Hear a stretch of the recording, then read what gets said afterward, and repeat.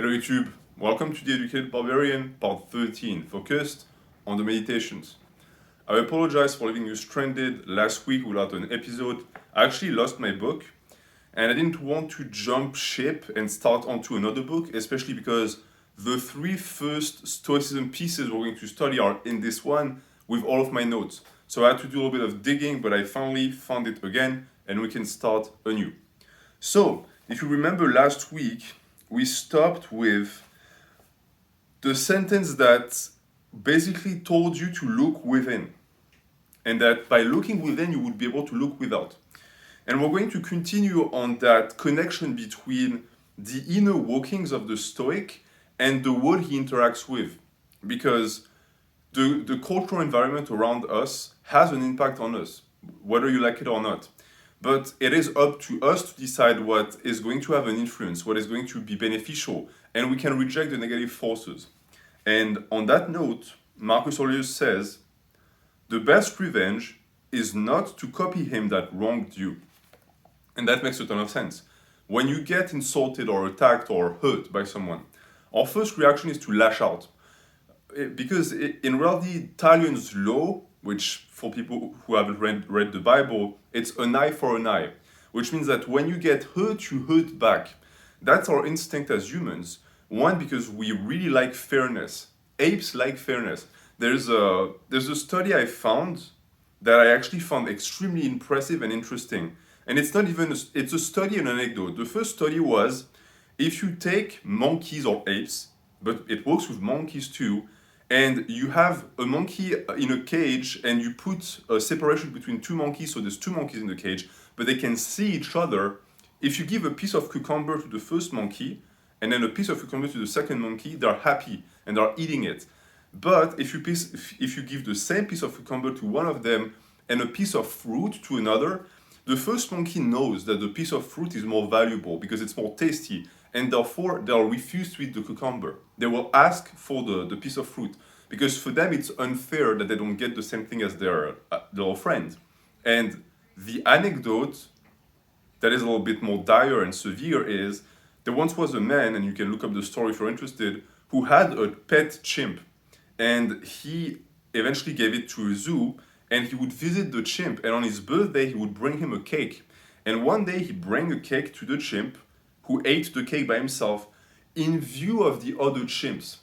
And these chimps found a way out of the enclosure, chased down the man, and tore him apart to punish him because they perceived what he did as unfair. And therefore, your instinct is going to be the exact same. You're going to lash out, you're going to try and inflict upon others what happened to you.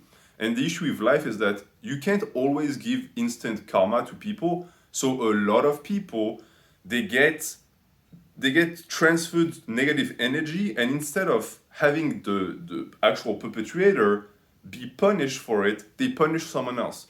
They download that energy onto someone else. And if you look at it as a cycle, this pretty much means that this negative energy never leaves because it's always transmitted from one person to another. The Stoic is the one who in society will be responsible enough to say, okay, this ends with me. Okay, great, you tried to hurt me, and by refusing to let it get to me and turn me into the same person that you are, I am proving my worth, I am being of value to humankind, because I am killing that energy in its tracks. And when you start trying to apply that in your life, it could be tough. You're still going to feel that that tang of anger, but you won't let it act. You won't let it dictate your action. That's the first step. The second step, the most enlightened step, would be to not even feel the insult in the first place. And of course, keep in mind that a lot of people who act a certain way want you to act the same way because it makes them feel better. If you act righteous and you stick to your values, it makes them feel worse because they didn't manage to drag you down with them. The ruling part of you is that which rouses and steers itself, making itself what it wishes to be, and making all that happens take such appearance as it will. So, outside of considerations of what is the soul, what is the spirit, the center of your being is the ruling part, and that's a mindset that is found in every single school of philosophy. meaning that the portion of you that takes decision, that thinks, that not necessarily perceives the world because your eyes perceive the world, but they're not your soul, but at least interpret the word, that is the core of your being. That's you. That's the real you. And that's also the proof that you're alive, because you're thinking. You're a thinking creature.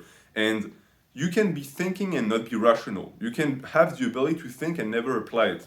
The Stoic always applies it. And when he applies it, he gains the power to do whatever. Because once you understand that your spirit is really the ultimate key to the universe, there's no limitation anymore. Because you will always be able to turn this body, that is really just a vessel, into whatever you want, in whatever pursuits that you want. The universe is either a confusion raveled and unraveled again, or else a unity compact of order and forethought. If it be the former, why should I wish to linger amid this harmless chaos and confusion, or have any further care than how to become earth again? Nay, why am I disturbed at all? Dissolution will overtake me, do what I please. But if the latter be the case, I adore the ruler of all things. I stand firm, and I put my trust in him. So it's either the atheist vision of a world without a God, or the more religious vision that thinks that everything is unified under a single creator. It's a little bit caricatural, because in reality, people who don't believe in creationism still do believe that there's an order to the universe. They just think that it's an order that is dictated by evolution, which is not random. Evolution is not random. Evolution is the perfect method of selection. And so, regardless of that, what Marcus Aurelius says here is that in the first place, if that's the first case, then why do you even worry about life in general? Because since you are chaos amongst chaos, and you will return to chaos, there is nothing to worry about. But if there is actually a higher order, then just living by respecting that order is the right choice. And I think that here, we're dealing with someone that is predating le pari de Pascal. For the people who don't know, and I hope I'm not mistaken when I say that, but I do think it's Pascal who said that. Pascal said pretty much that whether God exists or not, that is not the question. The question is, what does it change in your life? If God exists and you were wrong to him and you didn't follow his orders, you're going to go to hell, okay? If God does exist and you were good to him, you're going to go to heaven. So if you have to make a bet on these parameters, you already would be a fool not to believe in God. Now, if we go deeper and we actually use what Marcus Aurelius says here, what is God? God is the source. God is the unity and order that you came from. And when you respect God, you live in accordance with nature and you live in accordance with yourself. So regardless of a potential punition at the end of whether or not you're going to go to hell, why wouldn't you believe in God? Because if you believe in God, you believe in order, you believe in the ability to impact the world because you can manipulate order, and therefore you also believe that, in a sense, you're a fraction of God. This is a broad summary, but it pretty much encapsulates the philosophy surrounding the belief in a deity that a lot of atheists just don't grasp and they don't understand because they got stuck at the, oh, God doesn't exist level, which is not important. Whether God exists or not is not important. What matters is what it means to you. Whenever your situation forces trouble upon you, return quickly to yourself and interrupt the rhythm of life no longer than you are compelled. Your grasp of the harmony will grow, surer by continual recurrence to it. Two advices here. The first one is something that as an adult, you're going to make use of, and I can guarantee you it might be one of the best trick, tip, hack you can apply to your life.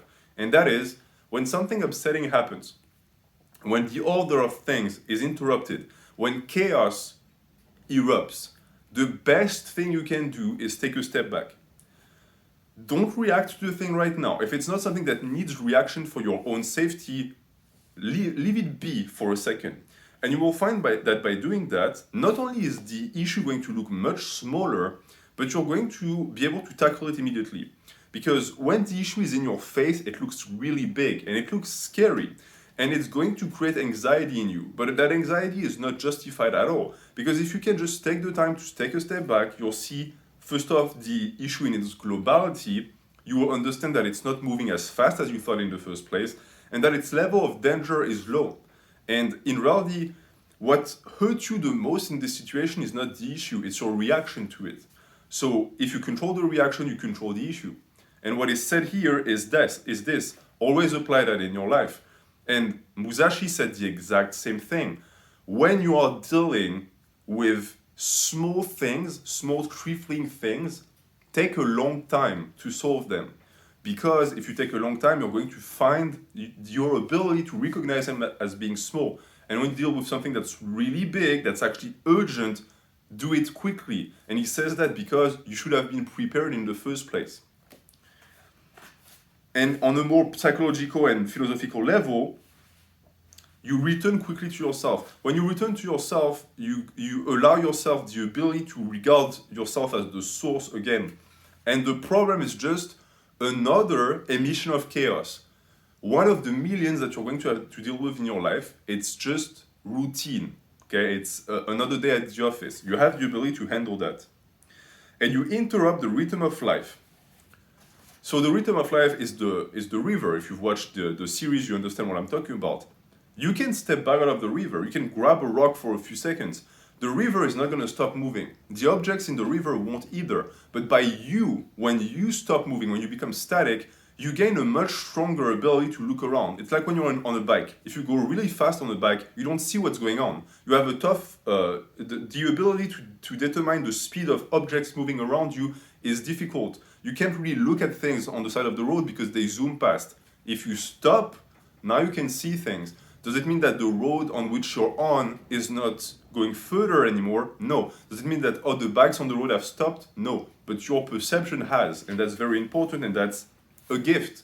And it's a gift that a lot of people are lacking nowadays in this society because we're always speedy. We want to go too fast. Take your time. And he also says that your grasp of the harmony will grow by continual recurrence to it. The more you do that, the more you're going to be able to do that. And the less you do that, the more you rush into solutions, the tougher it is going to be for you to take a step back. Keep these thoughts for meats and eatables. This that is before me is the dead carcass of a fish, a fowl, a hog. This Falernian is but a little grape juice. Think of your purple robes as sheep's wool stained in the blood of a shellfish. Such conceptions, which touch reality so near, and set forth the sum and substance of these objects, are powerful indeed to display to us their despicable value. In this spirit, we should act throughout life, and when things of great apparent worth present themselves, we should strip them naked, view their meanness, and cast aside the glowing description which makes them seem so glorious. Looking at things for what they are, beyond the shine and the glow that we humans attribute to it. What is money? Money is a piece of paper. This paper has no inherent value. It has no value on the market. If the paper was bleached, it would lose its value. So the only thing that it is you are existing in a society that has accepted as a cultural and economical norm that this piece of paper has value because it facilitates trade. That is it. But in itself, it has no value. What about gold? Why is gold so expensive? Because it's rare. If tomorrow someone discovered a way to create gold, it would have no value anymore.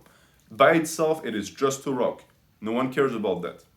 Look at everything this way. And I really like the fact that he uses food as an example because I think being able to really look at what you eat is going to bring you back to earth. When you eat meat, you're eating a corpse, okay? And vegans use that as a way to shame people into not eating meat, but in reality, it's deeper than that. You have taken the life of something to sustain yours rather. There is symbolic behind that, because in life you constantly do that. You are putting yourself first, and I wouldn't want you to believe that the Stoic doesn't do that. The Stoic puts himself first. The Stoic doesn't think about society first and foremost, because if he did, he would lack the ability to be of use. If you are constantly trying to help the collective, but you lack value as a person, you are of no help. Take care of this first, and then help others around you. I have found that the most charitable, the most effective people when it comes to extending a hand are people who are extremely strong.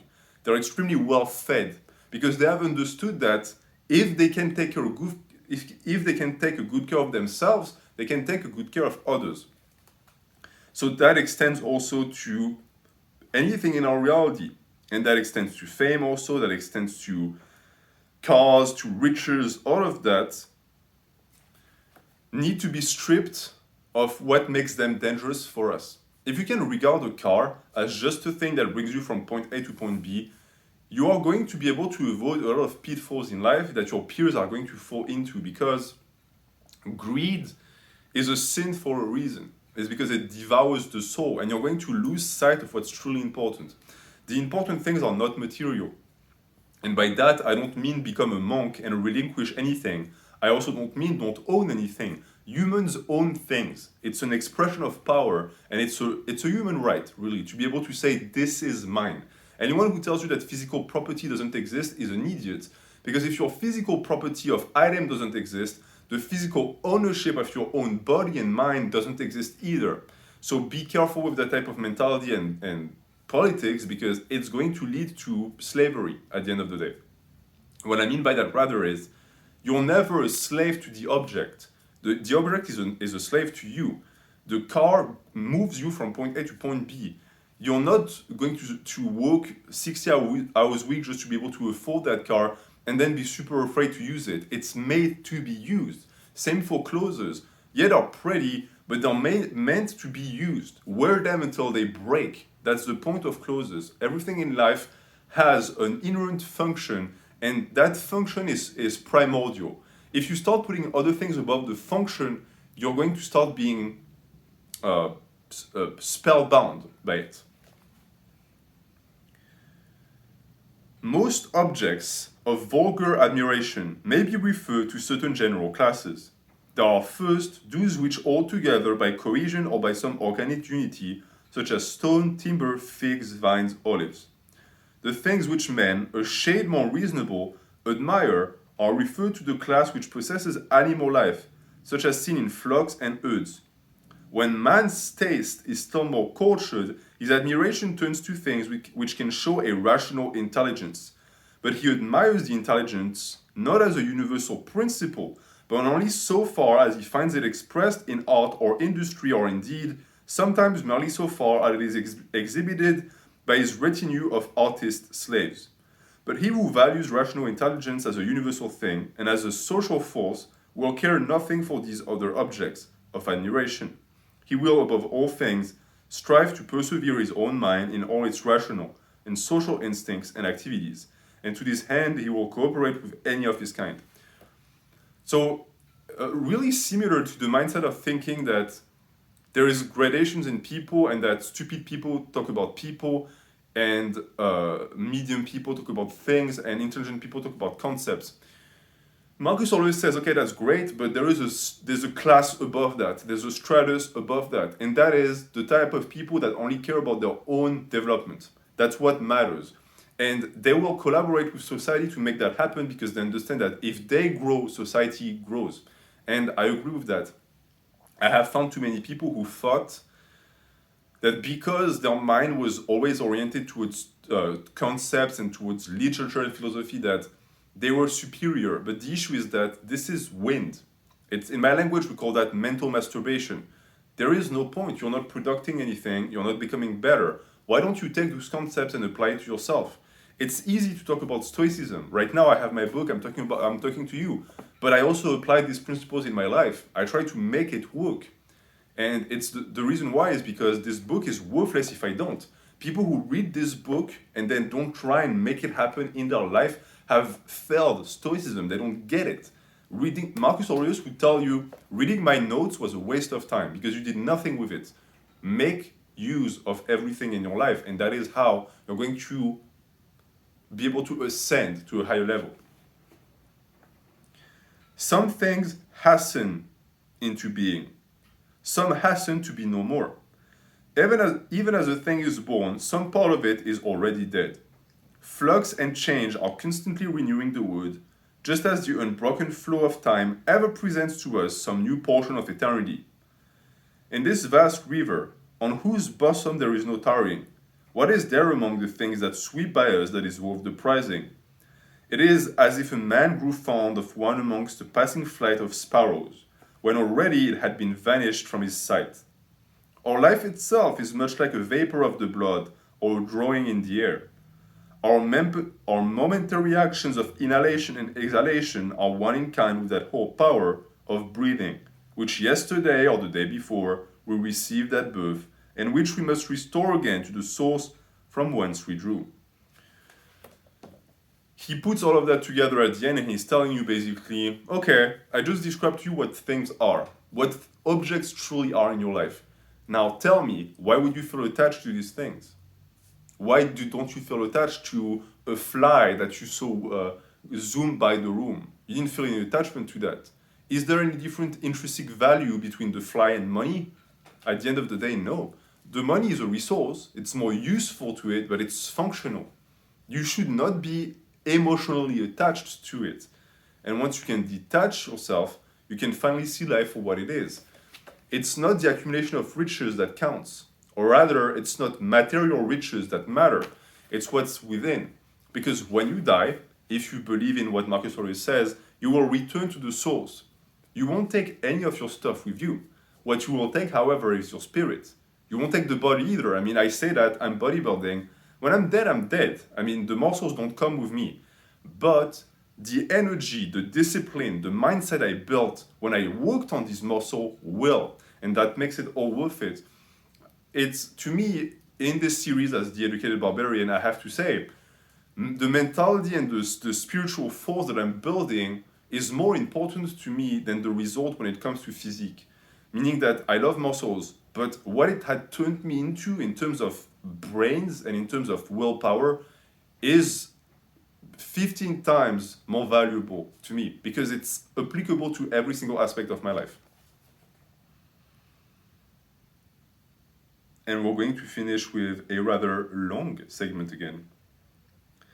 It is a small privilege to transpire like plants or even to breathe as a cattle or wild beast, to feel the impressions of senses, to be swayed like puppets by passion, to herd together and to live by breed.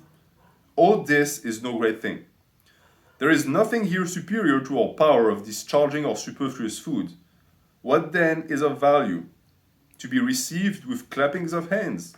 No, neither is the applause of tongues more valuable, for the praises of the multitude are not but the idle clappings of tongues. Dismiss the vanity called fame, and what remains to be prized? This, I think, in all things, to act or to restrain yourself from action, as best suits the particular structure of your nature. This is the end of all arts and studies, for every art aims at making what it produces well, adapted to the work for which it has been designed. The gardener, the vinedresser, the horsebreaker, the dog trainer all try for this. And what else is the aim of all education and teaching? Here then is what you may truly value. This well won, you will seek for nothing more. So he first compares animals and he tells you, you have all of the capacity of a cattle. You breathe, you go to the bathroom, you eat. Is that valuable? The answer is no. So all of the pleasures of the flesh already are dismissed because it's basic level stuff. It's not spiritual. After that, should you take solace in social interactions? The answer is also no, because all of that is fleeting, all of that is just noises. So what is left? What is left is learning. It's crafting, it's developing a passion, it's being able to take that with you for the rest of your life. That is what is most important. Will you then cease valuing the multitude of other things? If you do not, you will never attain to freedom, self-sufficiency, or tranquility. You cannot escape envying, suspecting, and striving against those who have the power to deprive you of your cherished objects, nor plotting against men who are in possession of that on which you set your heart. The man who lacks any of these things must, of necessity, be distracted and be forever complaining against the gods. But reverence and respect for your own intelligence will bring you to agreement with yourself, into concord with mankind, and into harmony with the gods, whom you will praise for all their good gifts and guidance. So he continues by telling you that rejecting those things not only helps you, but also allows you to not become the type of person that would develop sins because he lacks them. See, it's not just that greed is bad because it's going to make you money-centered. It's also that greed is bad because once money is gone, it's not like your obsession is gone. You're still going to... Oh, wow. That is hell, like the size of my fist outside. The attraction and the lust for the money is still going to be there, and that's going to turn into jealousy for the people who have it. So it's doubly bad in reality. It needs to be let go as soon as possible.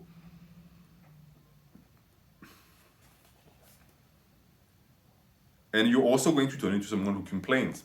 That's the problem with sins too, is that when they're fulfilled, they are damaging you physically. When they're not, they're hurting you mentally because you're going to try and fulfill them at all cost. And when you fail to, you're going to think that it's unfair.